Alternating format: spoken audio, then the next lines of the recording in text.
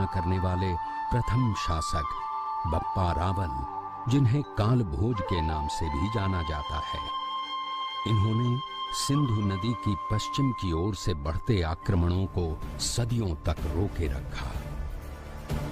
इन्हीं के वंशज महाराणा कुंभा हुए, जिन्होंने अपने शासनकाल में 33 किलों का निर्माण करवाया, जिनमें विश्व प्रसिद्ध कुंभलगढ़ और चित्तौड़गढ़ का विजय स्तंभ मुख्य हैं। इसी राजवंश में एक और महाप्रतापी राजा राणा सांगा हुए, जिनका साम्राज्य अफगानिस्तान तक फैला था, जिनका जीवन चरित्र शौर्यपूर्ण गाथाओं, त्याग और बलिदान से भरा है। युद्ध के दौरान उनके शरीर पर 80 घाव लगे थे, जिनमें एक आंख, एक हाथ और एक पांव बुरी तरह से जख्मी होते हुए भी स्वाभिमान की रक्षा के लिए युद्ध में वे सदैव तत्पर रहे। पराक्रम और बलिदान की इस गाथा में एक नाम पन्नाधाय भी है, जो कि एक गुर्जर जाति की धाय मां थीं, जिन्होंने अपने पुत्र चंदन का बलिदान देकर राणा उदय सिंह की रक्षा की, जिनके पुत्र महाराणा प्रताप हुए।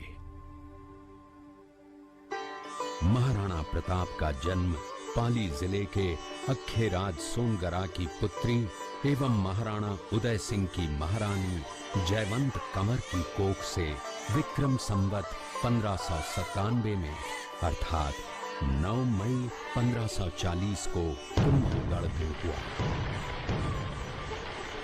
बाल्यकाल चित्तौड़गढ़ में गुजरा। करीब 17 वर्ष की आयु में ही प्रताप का विवाह अजबंदे कंवर के साथ हुआ। सन 1567 में अकबर ने जब चित्तौड़गढ़ पर आक्रमण किया, तो मेवाड़ के प्रमुख सरदारों और सेना नायकों के आग्रह पर महाराणा उदय सिंह ने चित्तौड़गढ़ छोड़ दिया।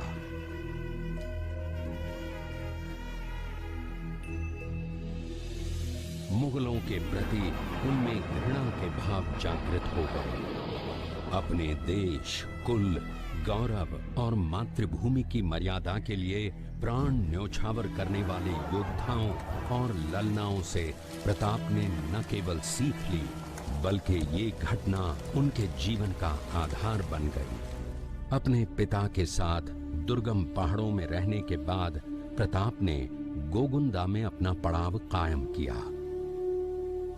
फरवरी 1572 को महाराणा उदय सिंह का देहांत हुआ।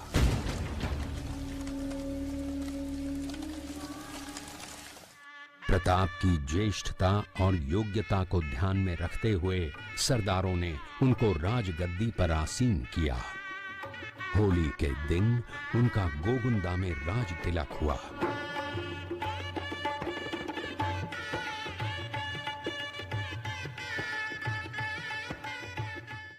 उस समय तक लगभग सभी राजाओं ने मुगल सम्राट अकबर की अधीनता स्वीकार कर ली थी।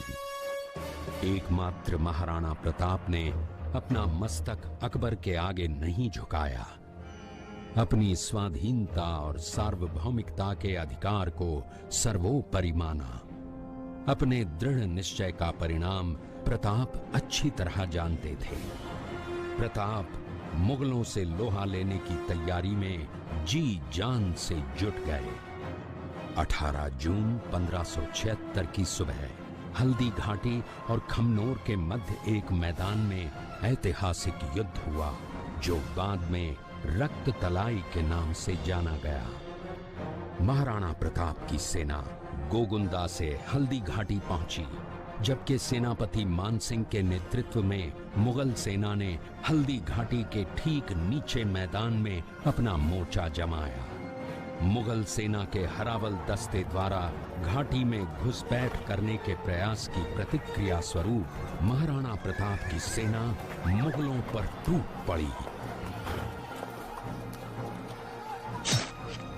प्रताप के हरावल सैन्य दलों का नेतृत्व पठान हाकिम खां सूर कर रहे थे। भीलू राणा, जो राणा पूंजा के नाम से भी जाने जाते हैं, उनके नेतृत्व में भील आदिवासियों ने गोरिल्ला पद्धति से युद्ध करते हुए मुगलों के छक्के छुड़ा दिए। देखते ही देखते शाही सेना में खलबली मच गई।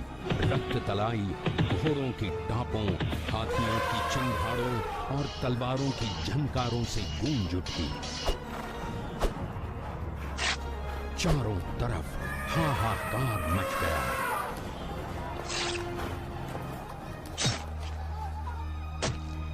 युद्ध का घटनाक्रम अचानक उस समय बदल गया जब प्रताप ने अपने घोड़े चेतक को एड़ लगाकर मानसिंह के हाथी पर चढ़ा दिया और उस पर भाले से भरपूर वार किया। मानसिंह हौदे में दुबक गया। हाथी से उतरते समय चेतक की एक टांग कट गई। इस स्थिति को भांपकर महाराणा प्रताप के हमशक्ल सेनापति झालामान ने महाराणा प्रताप से आज्ञा लेकर उनका राजमुकुट धारण किया। मुगल सेना झालामान को महाराणा प्रताप समझकर उन पर टूट पड़ी। झालामान शहीद हो गए। उधर चेतक ने अपने स्वामी को 5 किलोमीटर तक 3 टांगों पर ही लेकर एक बरसाती नाले को पार किया। उसके पश्चात उसके प्राण पखेरु उड़ गए। इस युद्ध से महाराणा प्रताप के मन पर गहरा प्रभाव पड़ा। परिणाम स्वरूप उन्होंने मुगलों पर विजय प्राप्त करने तक राजसी ठाट बाट छोड़ने और पत्तों पर भोजन करने का प्रण लिया, जिसे उन्होंने जीवन भर निभाया। महाराणा प्रताप ने अपना सैन्य बल बढ़ाकर सर्वप्रथम अरावली पर्वत की घाटियों में बसे दिवेर पर चढ़ाई कर विजय प्राप्त की। इसके बाद कुंभलगढ़ पर भी विजय प्राप्त की। सिर्फ चित्तौड़गढ़ को छोड़कर सारे मेवाड़ को अपने अधीन कर लिया।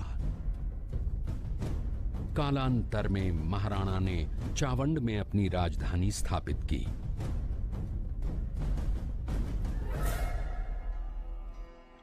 19 जनवरी 1597 को राणा प्रताप ने मात्र 57 वर्ष की आयु में इस संसार से प्रयाण किया।